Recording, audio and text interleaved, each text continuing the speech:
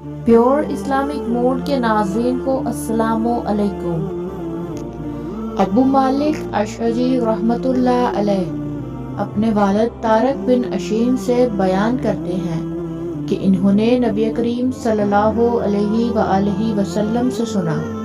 آپ صلی اللہ علیہ وآلہ وسلم کے پاس ایک آدمی آیا اور کہنے لگا، اے اللہ کے رسول، جب میں اپنے رب سے سوال کروں تو کیا کہوں؟ آپ صلی اللہ علیہ وآلہ وسلم نے فرمایا، کہو، اے اللہ مجھے بخش دے، مجھ پر رحم فرما، مجھے عافیت دے اور مجھے رزق دے۔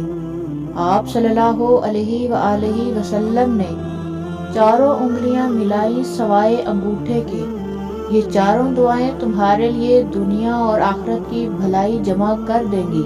ابو ہریرہ رضی اللہ تعالی عنہ کہتے ہیں کہ ابو بکر صدیق رضی اللہ تعالی عنہ نے کہا، اے اللہ کے رسول، مجھے ایسی دعا سکھائیے جو میں صبح و شام پڑھتا رہوں۔ آپ صلی اللہ علیہ وآلہ وسلم نے فرمایا، کہو، اے اللہ غیب اور حاضر کو جاننے والے، آسمانوں اور زمین کو پیدا کرنے والے، ہر چیز کے رب اور مالک، میں گواہی دیتا ہوں کہ تو ہی سچا معبود ہے۔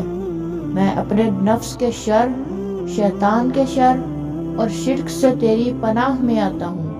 صبح و شام اور رات سوتے وقت یہ کلمات کہو۔ رسول اللہ صلی اللہ علیہ وآلہ وسلم نے فرمایا، اللہ اس شخص کے چہرے کو تر و تازہ رکھے جس نے میری حدیث کو سنا، اسے یاد کیا، اس کی حفاظت کی اور پھر اسے آگے بیان کیا۔